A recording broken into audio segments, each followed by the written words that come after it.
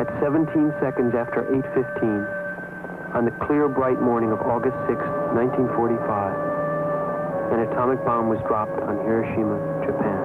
The pilots of the United States Air Force's 509th Composite Group could see flowers in the gardens below.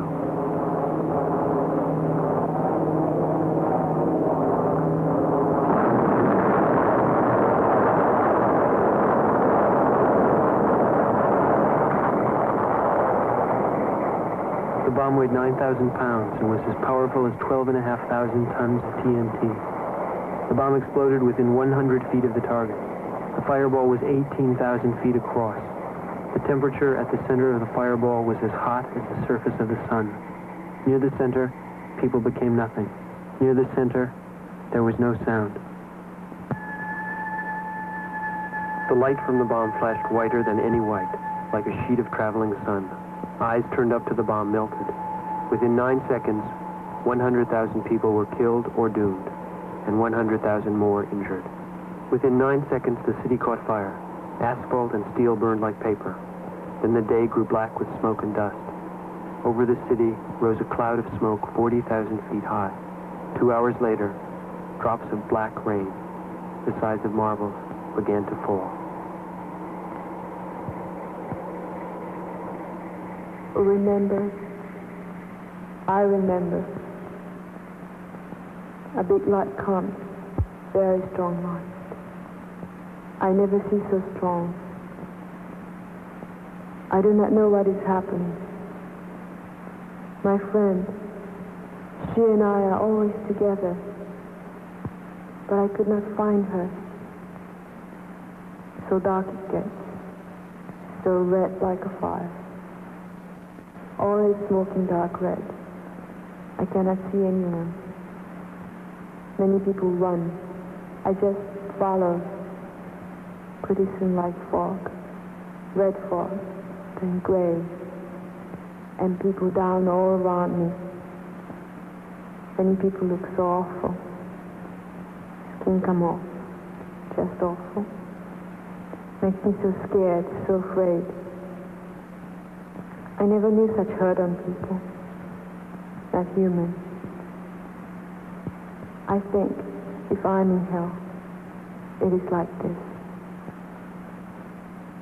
No faces, no eyes, red and burned over things, like women's hair, dusty and smoking with burning.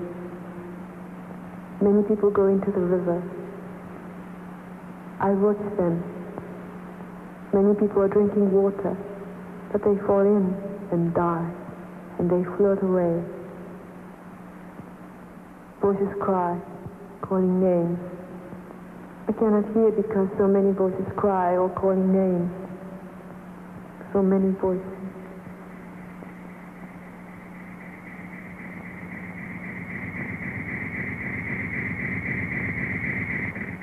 The light from the bomb created permanent shadows, burned into wood, and etched onto stone. Leaves, flowers, and men disappeared, but their shadows remained.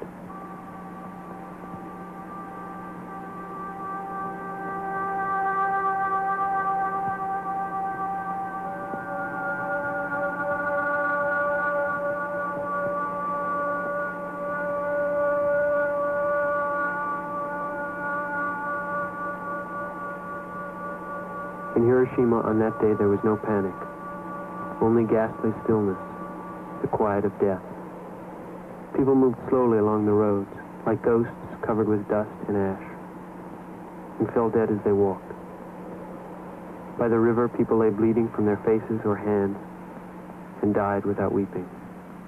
People trapped under fallen houses called patiently, meekly, "Help, if I may ask."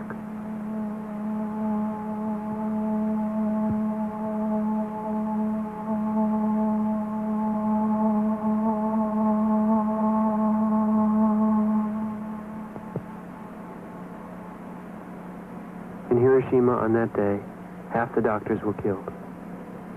At the hospitals, between 3,000 and 10,000 people came each day for help. And each day, 2,000 of them died. They were buried together because there were too many to bury separately.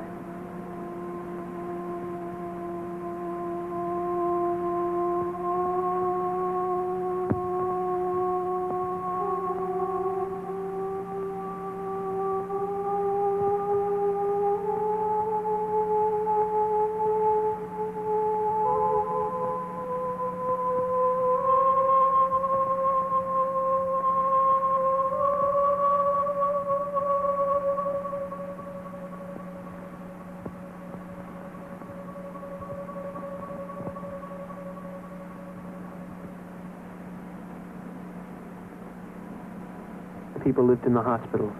They had no other place to go. The center of Hiroshima was a reddish-brown scar 4 miles square. Between fallen buildings lay crumpled bicycles and shells of streetcars, halted in mid-motion. On piles of rubble and ash, children placed handwritten signs. "Sister, where are you?"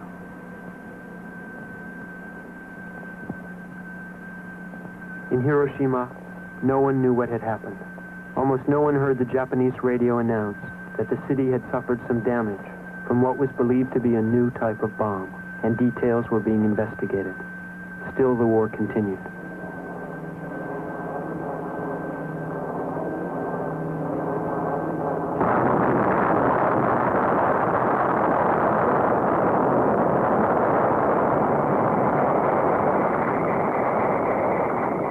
Three days later, on August 9, 1945, on a hot summer morning, calm, bright, and windless, at 2 minutes after 11 o'clock, another atomic bomb was dropped on Nagasaki, Japan. The descent lasted 40 seconds. The bomb exploded several miles from the target. In a single instant, 50,000 people died. Near the center, there was no sound.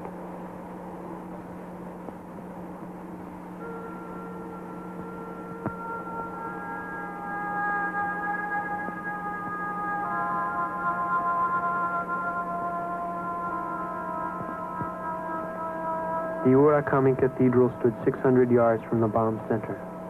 Here, statues turned black.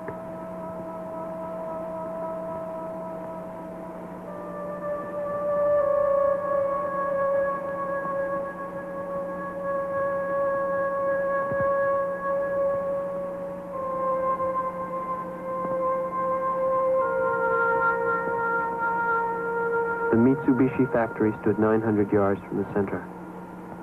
Here, 6,200 men were killed or injured.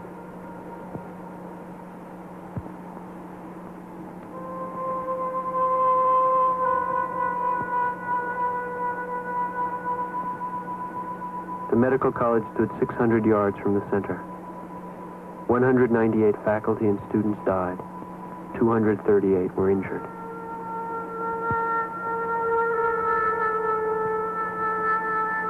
The Nagasaki Penitentiary stood 300 yards from the center.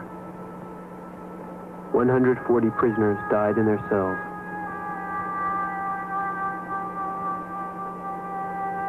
The Chenzai Middle School stood 550 yards from the center. Most of the children died as they sat at their desks.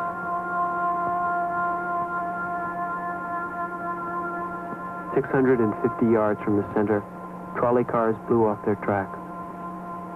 Passengers began to scream, and then the cars ignited and burned.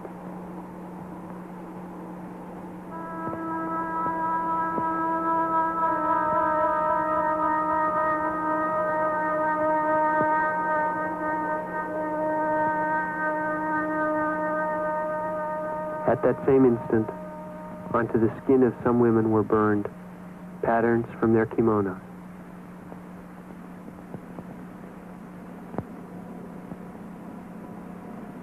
On the 8th day after the bombing of Hiroshima, on the 5th day after the bombing of Nagasaki, the war between Japan and the United States ended. It was August 14th. On the 12th day, wounds that had not healed began to open wider. And on the 14th day, as they stood before their mirrors, women saw their hair come out in handfuls in their combs.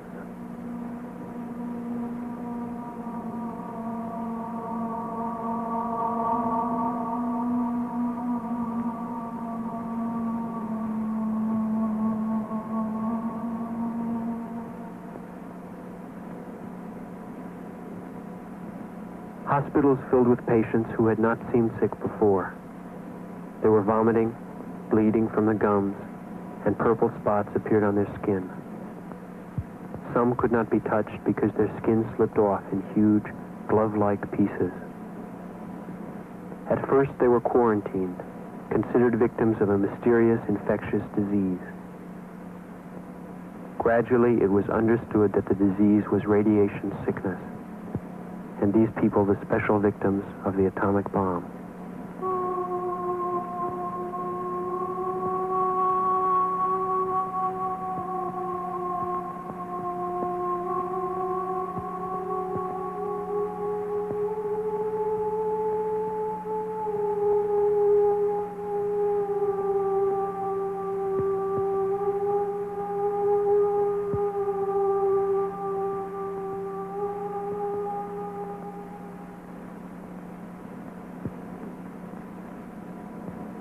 And by the 20th day after the bomb, vegetation began to grow wildly in the wreckage of the cities. From charred remnants of plants, lush green weeds and wildflowers sprung again, madly, in extraordinary regeneration, stimulated by atomic radiation. And as people died of radiation sickness, the cities were blanketed with flowers.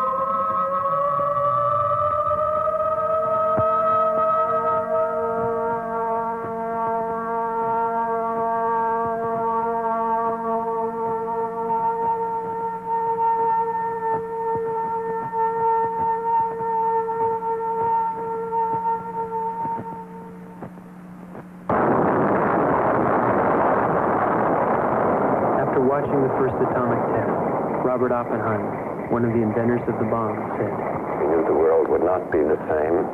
I remembered the line from the Hindu scripture, the Bhagavad Gita. Vishnu was trying to persuade the prince that he should do his duty, and to impress him, takes on his multi-armed form and says, 'Now I am become death, the destroyer of worlds.'" That was in 1945. Imagine 2,500 of those atomic bombs exploding in one place at one time, with a force of 31 million tons of TNT. Today, single nuclear weapons are being tested as powerful as this.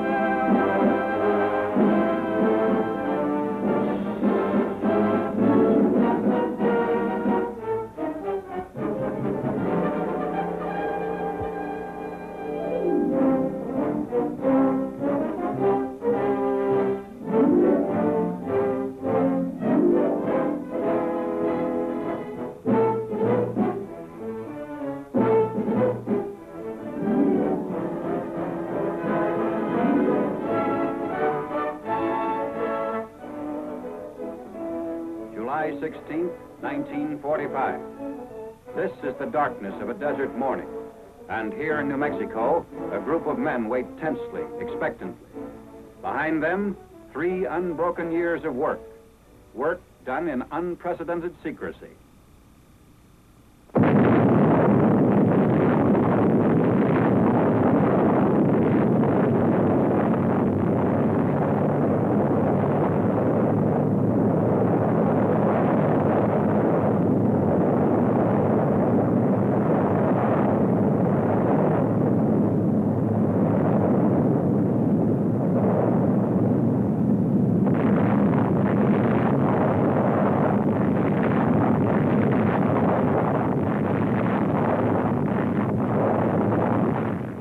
Cameras recorded from 6 miles away these views of the most concentrated release of explosive energy in the history of mankind.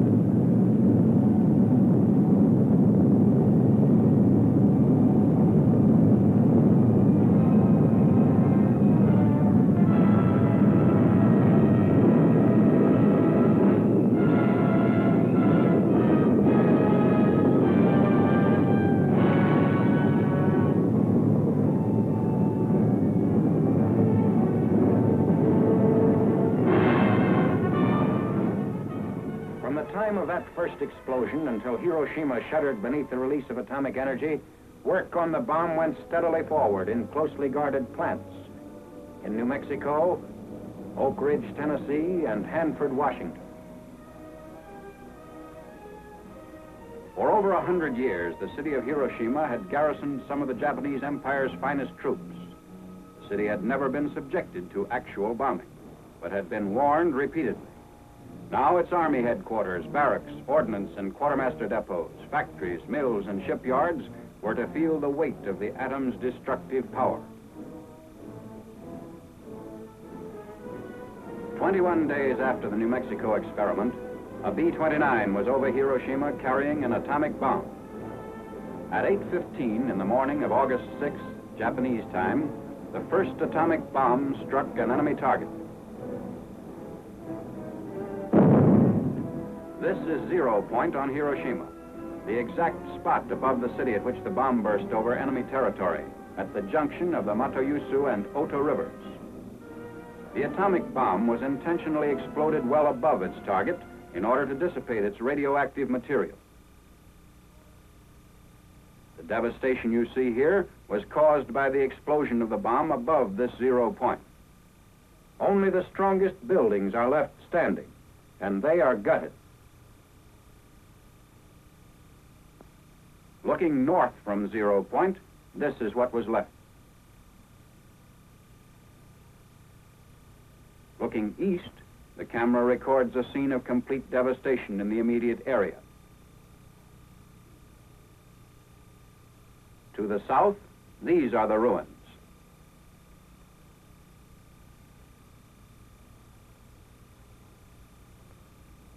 Looking west from 0 point, the same complete leveling is evident, the same inability of structures to withstand atomic power. Just 1/10 of a mile from 0 point, the effect of the bomb blast can be seen on these stripped and broken trees and on this Russian-Japanese war memorial. Lines were literally blasted into the stone of the memorial. Here, looking west from the Sanwa building, the side of a concrete smokestack nearest the blast has been discolored. The Hiroshima Gas Company building on the right in this picture has been almost completely demolished by the force of the explosion from above, as though struck by a giant sledgehammer. The reinforced concrete Sanwa Bank building was wrecked even more completely. These twisted steel beams once supported the roof. The direction of the bomb blast can be seen clearly in these scenes of the concrete parapet wall extending above the bank building's roof.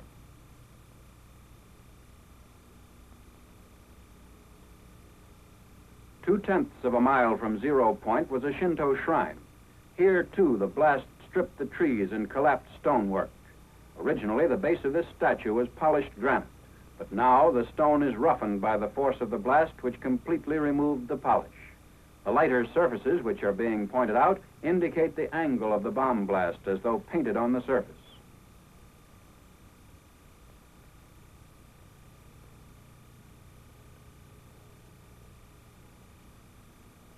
The nearby lamppost shows flash burns on the side facing the blast.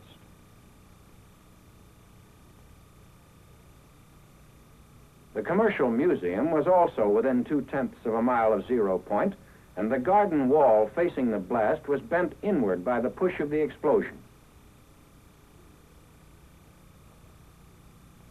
The downward force of the blast caused the failure of the concrete beams which supported this roof, and the roof itself has settled so much that it now acts as a reservoir. Looking east, an area of complete devastation is all that can be seen.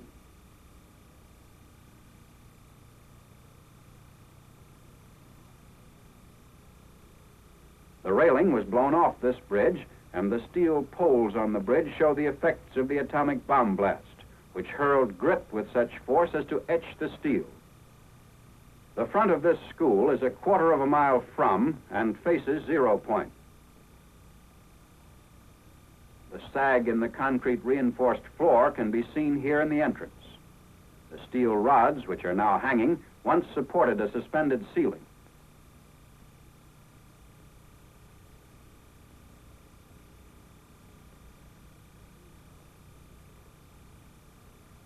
This reinforced concrete building was knocked sidewise, causing the lower story to collapse.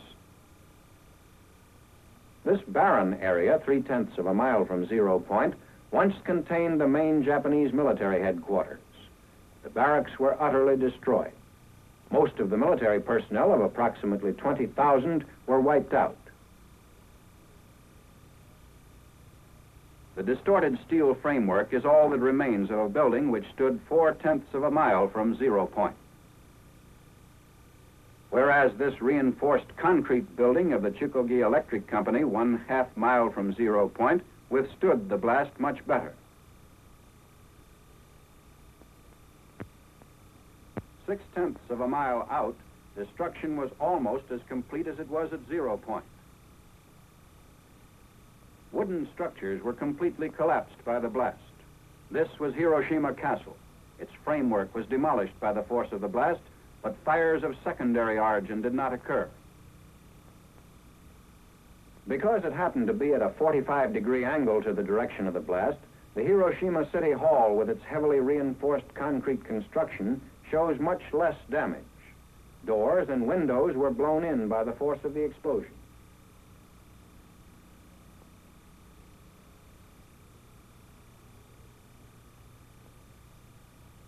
Shadows of the posts on Yorozuyo Bridge indicate the direction of the explosion.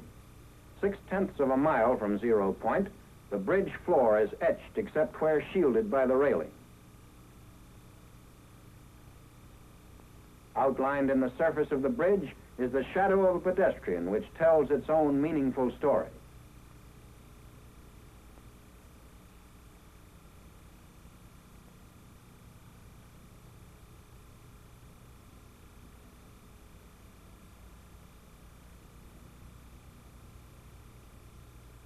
One mile from 0 point, the blast damage shows lessening force, but the results of fires of secondary origin are still severe. On this side of a steel bridge over the Ota River, 1 mile away from and facing 0 point, the lead paint was almost completely removed by the sandblast effect resulting from the explosion of the atomic bomb. The surface of the other side of the same bridge, however, was not visibly affected. Also a mile away from 0 point is a Red Cross hospital, which, although damaged, never ceased functioning. This is the front of the building, which faces northeast. On the northwest side of the building, the steel windows and all floors were blown in. This southwest side of the building again shows windows blown in by the external air pressure caused by the explosion. Here, however, the windows in the southeast wall were blown out rather than in.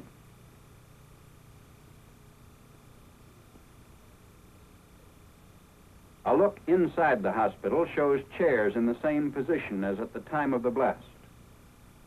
The backs of the chairs, which faced 0 point, were flash burned through the window.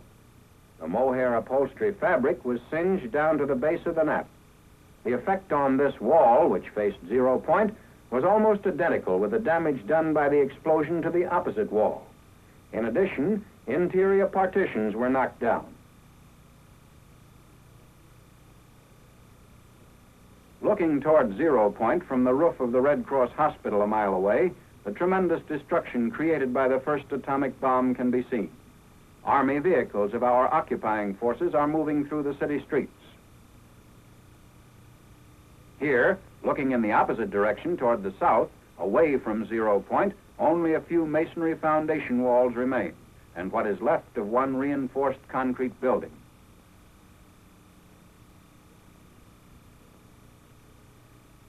Looking west, still a mile from 0 point, the only sign of a small industrial plant is a lone concrete smokestack. Temporary housing facilities built with scrap material have been thrown up in the area. No matter what kind of construction the Japanese used, whether it consisted of wooden frame and mud plaster walls as here, or wooden lath and plaster veneer construction, they made no attempt to zone their various types of buildings.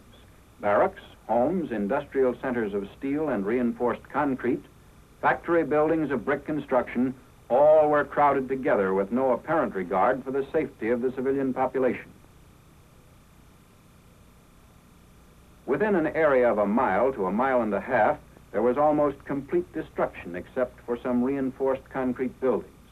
From 1.5 to 2 miles, there was severe damage by fire and moderate damage by blast. From 2 to 6 miles, there was minor damage by blast and fire, varying from damaged roofs to broken windows. These wooden buildings, 1.5 miles from the center of the blast, were all subject to fires of secondary origin.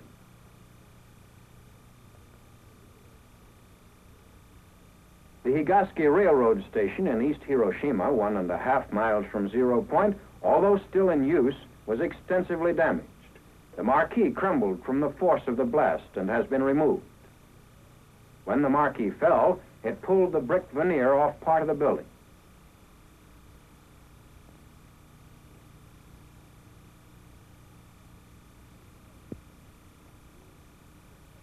Inside of the station, steel beams supporting the roof were twisted out of shape, and the concrete walls, though still standing, show the effects of the tremendous concussion.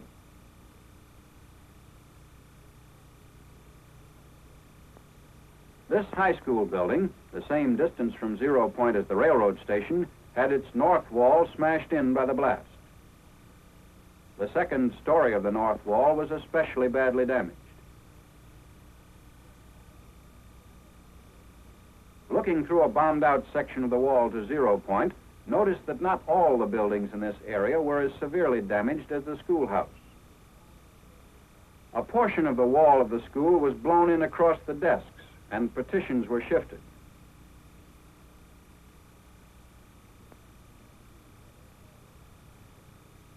The high school wall farthest from the 0 point now bulges in the direction of the blast, and all glass was blown out of the window frame. Between 0 point and the main building of the novitiate of Jesuits 4 miles away was a hill which served to lessen the intensity of the blast. Yet, despite this protection, all the windows were shattered and part of the wall blown in. The chapel, which is the left wing of the building, is built of timber with plaster walls. The glass in the doors of the main entrance foyer were shattered, and the paneled ceiling was blown loose by the force of the explosion occurring 4 miles away. A group of Jesuits who were teaching in Hiroshima witnessed and survived the explosion. One of them has provided an eyewitness account. Father, would you introduce yourself, please? I am Father John Zemus, Professor of Philosophy at the Catholic University of Tokyo. It is under management of the Jesuit Fathers. What were you doing in Hiroshima at the time of the explosion? Well, my philosophical class was evacuated from Tokyo to Hiroshima about 5 months ago, and I was staying with my class at a house of studies at the outskirts of the city of Hiroshima. Could you describe exactly what happened in the morning of August the 6th? I was in my room, which faces the valley, and suddenly I saw a light, like magnesium light, flashlight, which filled the whole valley. And looking out of my window to find out the reason for this peculiar phenomena, I saw nothing besides this light, and turning from the window to the door of my room, I heard a crash. It may have been 10 seconds after seeing the light, the flashlight, and immediately I was covered with splinters of the window frames and glass sticking into the walls and actually in my flesh itself.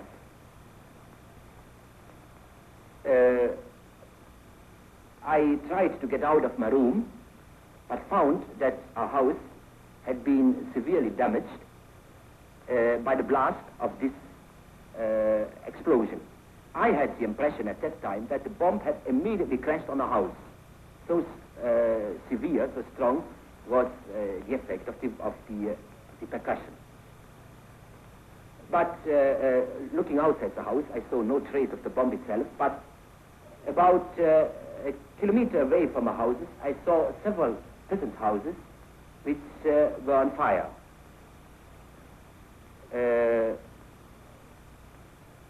After a while, we saw a procession of people coming from the outskirts of the city up the valley. Many of them, most of them, were wounded, especially the parts of the body which were not covered by clothes, like hands, feet, back. They came up to our house, and we did what we could, but there were no possibility to give much of aid. As a matter of fact, we used all our grease we had at that wartime in the house, and it was exhausted in a moment. How many people do you think were killed? All of us who lived through this experience at the spot estimate the numbers of deaths at least as 100,000. This estimate is not based on official figures, but just on our knowledge of special groups under the population. Was there anybody to take charge of the city after the disaster? There was nobody to take charge after the disaster, because all important people were practically killed.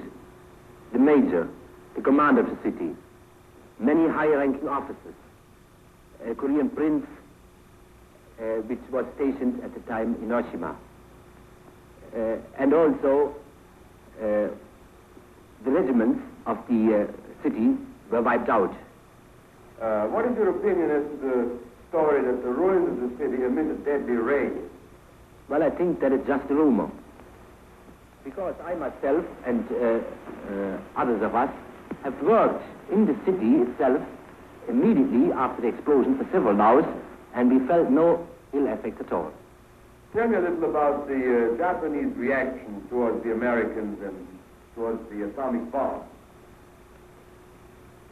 Neither myself nor anybody of our fathers heard a single outburst of hate against the Americans in those terrible days.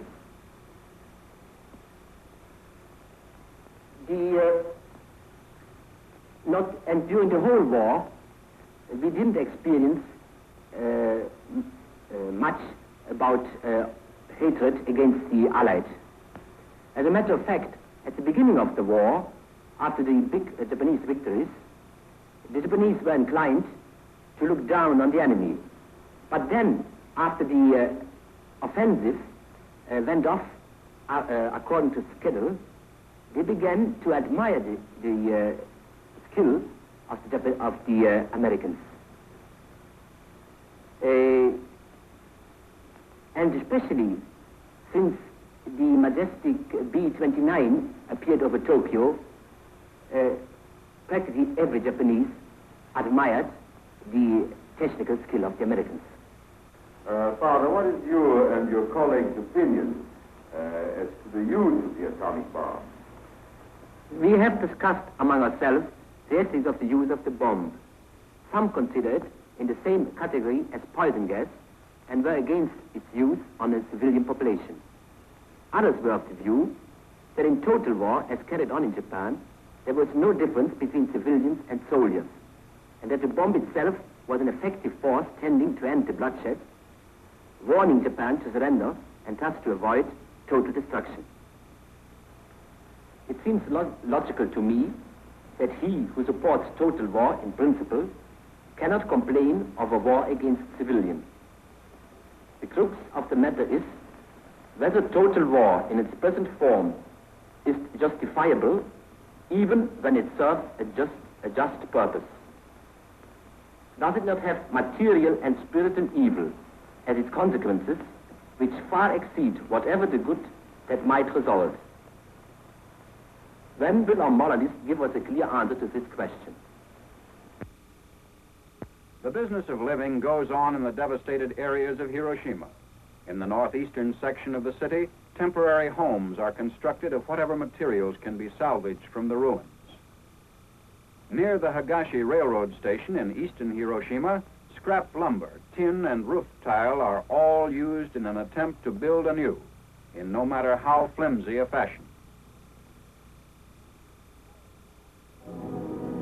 Immediately following the bombing of Hiroshima, the President of the United States delivered an ultimatum to the Japanese government: surrender or face complete destruction. The ultimatum was ignored. At 10:58 the morning of August 9th, Japanese time, the second atomic bomb was exploded over the industrial seaport city of Nagasaki. Almost the entire population of 230,000 people was engaged in the manufacture of arms, munitions, and other war products.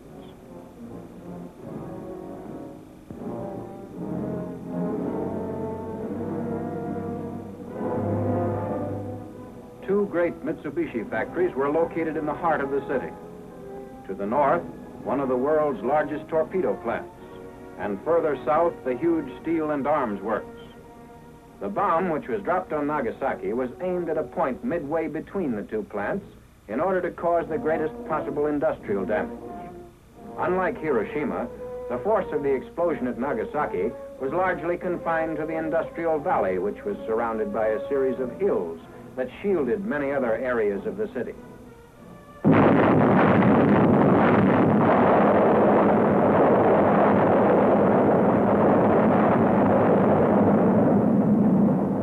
A great towering mushroom effect could be seen going higher and higher and reaching into the stratosphere. Because the bomb was exploded high above the ground, the greatest part of its harmful radioactive material was dissipated in the stratosphere.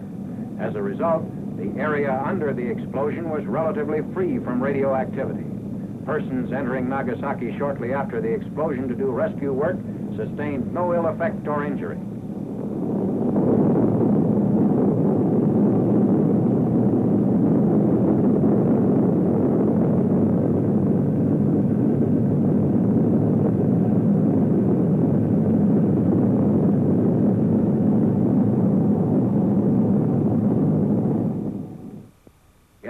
Of a little more than 3 square miles, there was very severe damage by blast and fire. Most buildings were reduced to rubble. Still recognizable from the air are the skeleton remainders of the Mitsubishi plants, the large steel and arms works, and the ordnance factory devoted to the manufacture of torpedoes.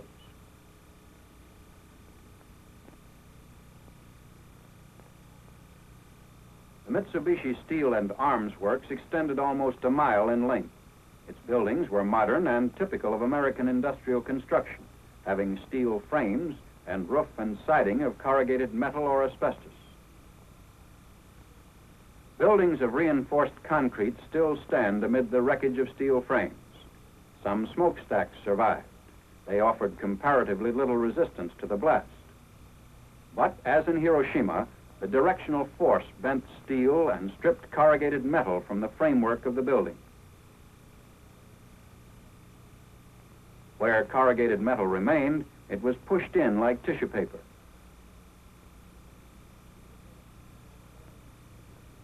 These buildings show a varying degree of destruction depending upon proximity to 0 point and building strength. This foundry, 3/10 of a mile away from 0 point, shows considerable damage in spite of fairly good construction. Other buildings were stronger, some being constructed to support heavy overhead cranes. Damage to equipment inside was nevertheless serious. This machinery had been used in the manufacture of naval rifles, anti-aircraft guns, and heavy artillery.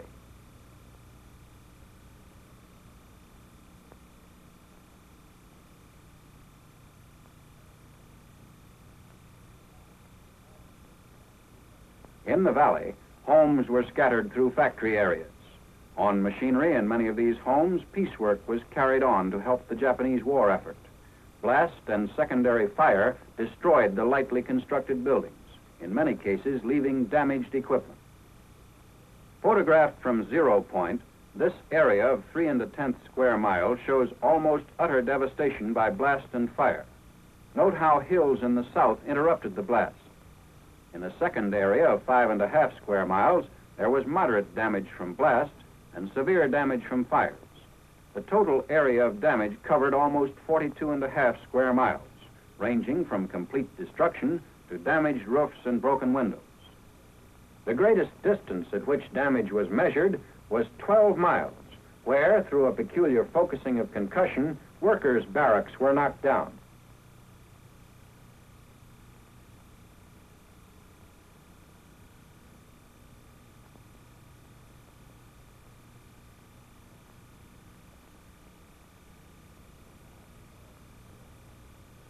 One-half mile from 0 point, a cracked smokestack. A prison of concrete and masonry 2/10 of a mile from 0 point was almost totally destroyed. The walls left standing were parallel to the direction of the blast.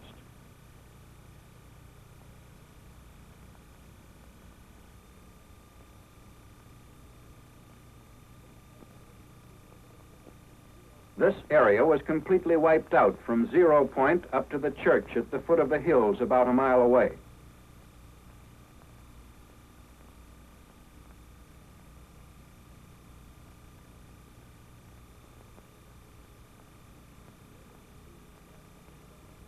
In the bed of the creek rests the dome, which was blown from its place at the top of the church. The gasworks was blown into a mass of twisted steel. 2 concrete walls, the remains of 2 factory buildings. Bridges showed greater destruction in Nagasaki than in Hiroshima. But even close to 0 point, the downward force of the blast failed to damage roads and railroads due to the height at which the bomb was detonated. The main north-south street of Nagasaki was in use shortly after the disaster occurred. A typical residence on the outskirts of Nagasaki, a mile and a half from 0 point. 6 weeks after the explosion of the atomic bomb over Nagasaki, the survivors are busy working at the restoration of their homes.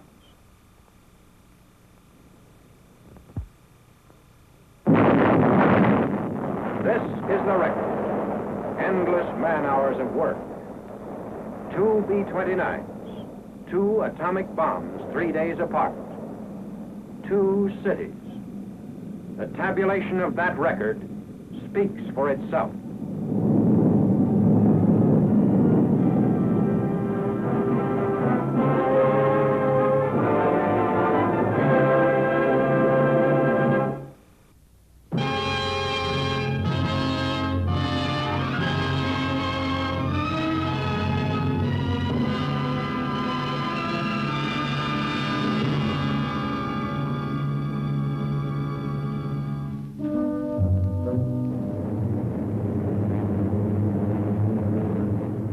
us face, without panic, the reality of our times, the fact that atom bombs may someday be dropped on our cities, and let us prepare for survival by understanding the weapon that threatens us.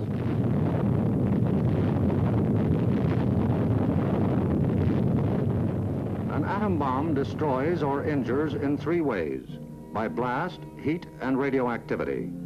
The blast of an atom bomb is its most important destructive agent. In Japan, whole buildings were flattened by its force. However, many buildings of sturdy construction, even though close to the explosion, remained standing. The principal dangers of blast are flying glass and debris, the fires it may start, and the danger of being crushed in collapsing buildings. The atom bomb destroys by heat. People caught in the open as far as 2 miles away suffered flash burns. Yet, protection could have been easily achieved. Here, a bridge post and rail shielded the surface behind it. Any solid material afforded similar protection. The third weapon of the bomb is radioactivity, thrown off at the instant of explosion. However, the majority of people exposed to radiation recovered completely, including a large percentage of those who suffered serious radiation sickness. Today, they lead normal lives. They bear children. Their children are normal. These, then, are the weapons of the atom bomb that we must protect against: blast, heat, and radioactivity. Our cities are prime targets for atomic attack, but mass evacuation would be disastrous. An enemy would like nothing better than to have us leave our cities empty and unproductive. If an emergency should come, our factories will be battle stations. Production must go on if we are to win. Our offices and homes will also be posts of duty, not to be deserted. With the knowledge of the first atomic explosions to guide us, our chances for survival will be far better than those of the people of Hiroshima and Nagasaki, if we act on our knowledge and are prepared. The first job is to look over your own home for shelter possibilities. If you live in a private home that is well built, the cellar is the safest place to be. The lower you get, the more barriers there are likely to be against blast, heat, and radioactivity. Select the basement wall nearest the probable target area of your city. If the house is blown over, it will most likely fall away from this wall. If you have a workbench or strong table big enough to get under, move it into your shelter area near a wall or strong supporting column. If the time comes when you actually have to take shelter, lie under the table.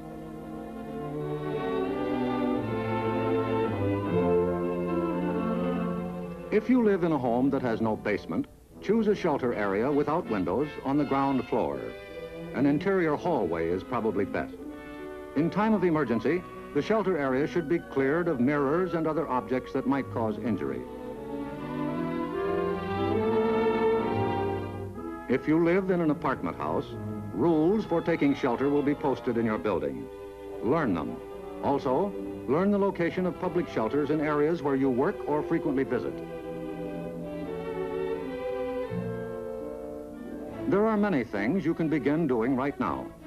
Fireproof housekeeping is one, so clean up that attic. Keep waste in covered containers. Don't let trash pile up in the yard. Set aside a small supply of canned goods. They're safe from radioactivity. Have a good flashlight on hand. Electric lights may go out. Keep a first aid kit and learn how to stop bleeding. Make a habit of keeping a bottle of fresh water handy.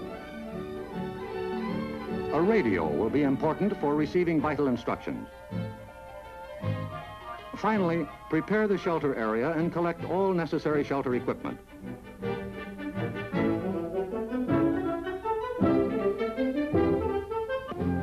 In case of an actual raid or test drill, the alert will be a warbling siren blast, lasting 3 minutes.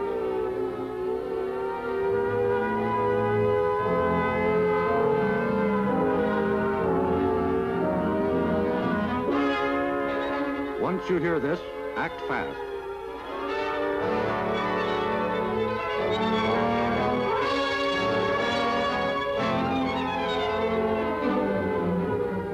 down the shades or blinds and close the drapes against flying glass. Turn off the burners of your gas or electric stove. Disconnect any heating elements, such as electric irons, hot plates, or bathroom heaters.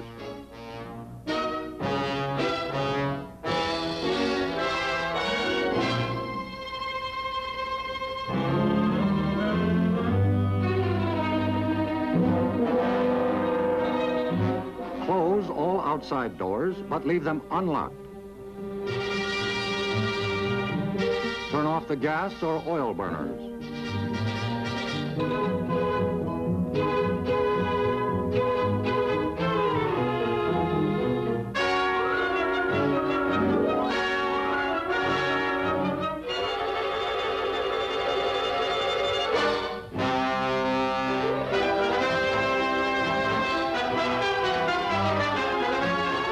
Taking shelter may be a race against time, even when you have some advance warning. But possibly, there may be no time. An attack could come without warning. The sky would suddenly light up. If a doorway is right at hand, use it. If the nearest shelter is more than a couple of steps away, fall to the ground immediately. Flying glass and debris are immediate dangers, so stay where you are until you're sure it's safe to move.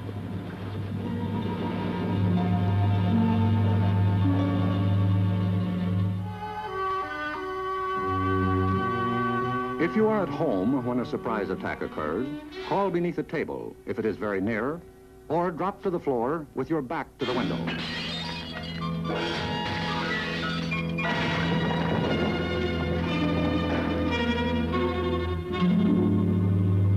The immediate danger is over in about a minute, unless the explosion occurred near the ground or water.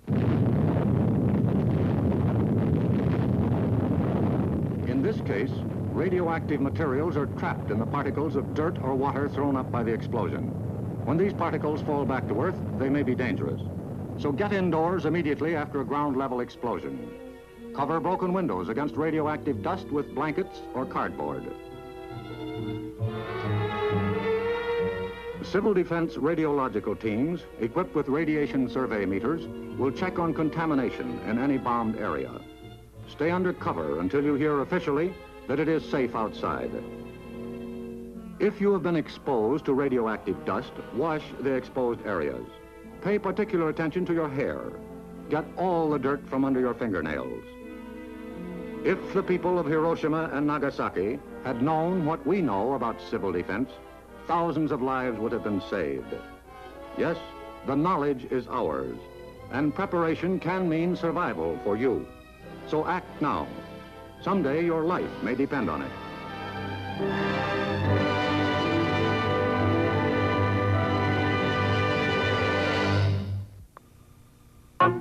Deedle-dum-dum, deedle-dum-dum, deedle-dum-dum. There was a turtle by the name of Bert, and Bert the turtle was very alert. When danger threatened him, he never got hurt. He knew just what to do. He ducked and cover, duck and cover. He did what we all must learn to do. You and you and you and you, duck and cover. Be sure and remember what Bert the Turtle just did, friends, because every one of us must remember to do the same thing. That's what this film is all about. Duck and cover. This is an official civil defense film produced in cooperation with the Federal Civil Defense Administration and in consultation with the Safety Commission of the National Education Association. Produced by Archer Productions, Incorporated. Hey, Bert, come on out and meet all these nice people. Please? Oh, all right. We really can't blame you. You see, Bert is a very, very careful fellow. When there's danger, this is the way he keeps from being hurt. Sometimes it even saves his life. That's why these children are practicing to duck and cover just as you do in your school. We all know the atomic bomb is very dangerous.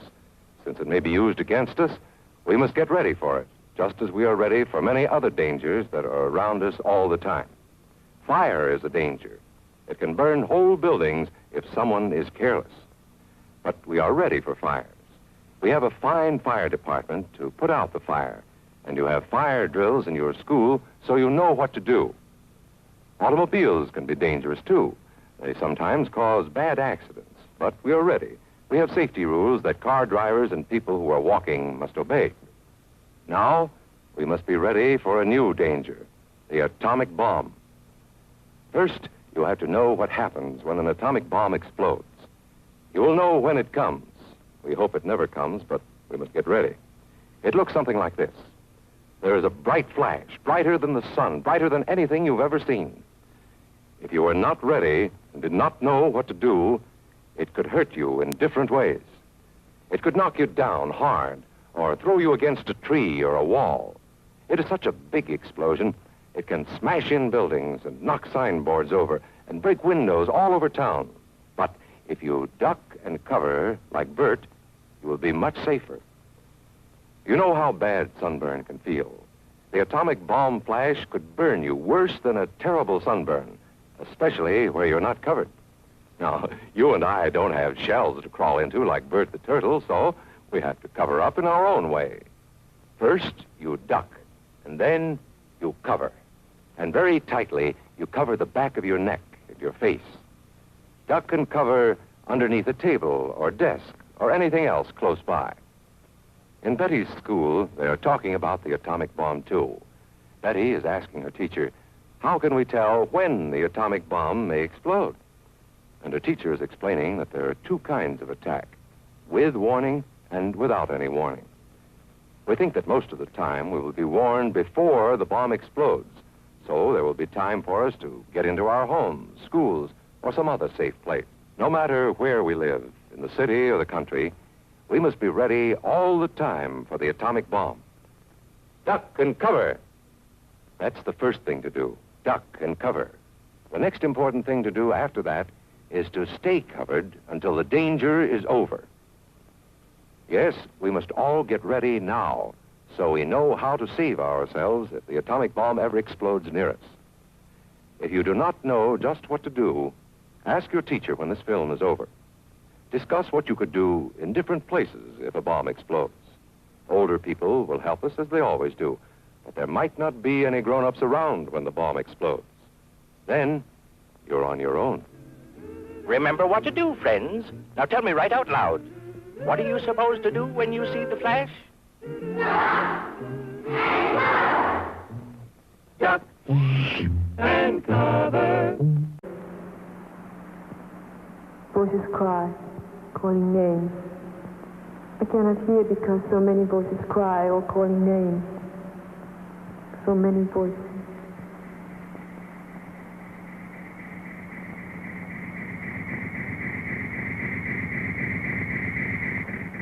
The light from the bomb created permanent shadows, burned into wood, and etched onto stone. Leaves, flowers, and men disappeared, but their shadows remained.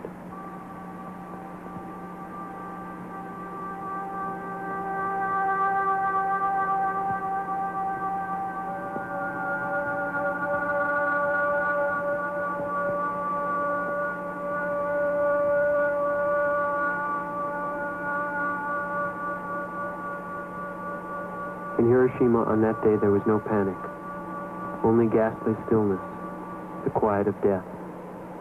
People moved slowly along the roads, like ghosts covered with dust and ash, and fell dead as they walked. By the river, people lay bleeding from their faces. But I could not find her. So dark it gets, so red like a fire. All is smoking dark red. I cannot see anyone. Many people run. I just follow. Pretty soon like fog. Red fog, then gray. And people down all around me. Many people look so awful. Skin come off. Just awful. Makes me so scared, so afraid. I never knew such hurt on people. Not human.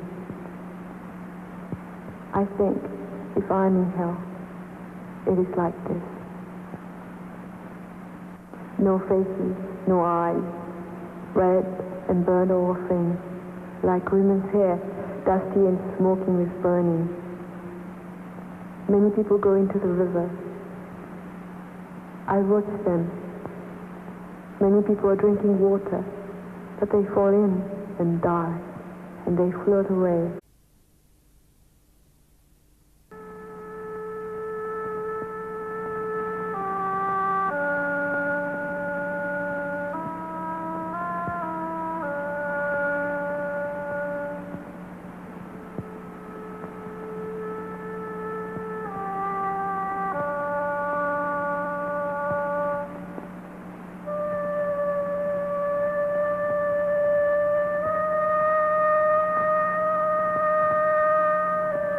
At 17 seconds after 8:15, on the clear, bright morning of August 6, 1945, an atomic bomb was dropped on Hiroshima, Japan.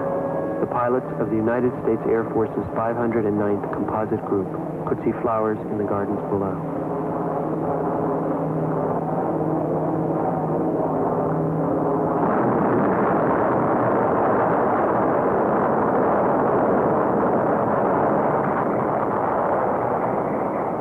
The bomb weighed 9,000 pounds and was as powerful as 12,500 tons of TNT. The bomb exploded within 100 feet of the target, faces or hands, and died without weeping. People trapped under fallen houses called patiently, meekly, "Help, if I may ask."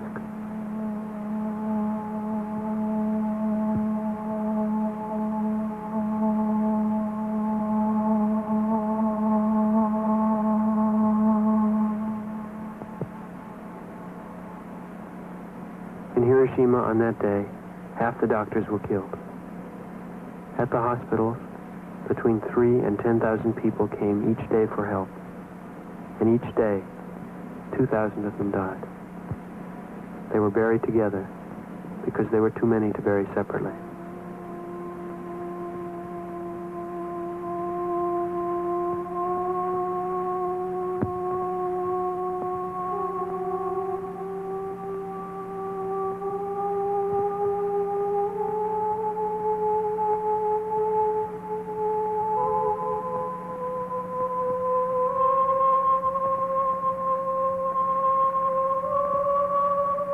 The fireball was 18,000 feet across. The temperature at the center of the fireball was as hot as the surface of the sun. Near the center, people became nothing. Near the center, there was no sound. The light from the bomb flashed whiter than any white, like a sheet of traveling sun.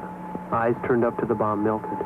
Within 9 seconds, 100,000 people were killed or doomed, and 100,000 more injured. Within 9 seconds, the city caught fire. Asphalt and steel burned like paper. Then the day grew black with smoke and dust. Over the city rose a cloud of smoke 40,000 feet high. 2 hours later, drops of black rain, the size of marbles, began to fall. Remember, I remember. A big light comes, very strong light. I never see so strong. I do not know what is happening. My friend, she and I are always together.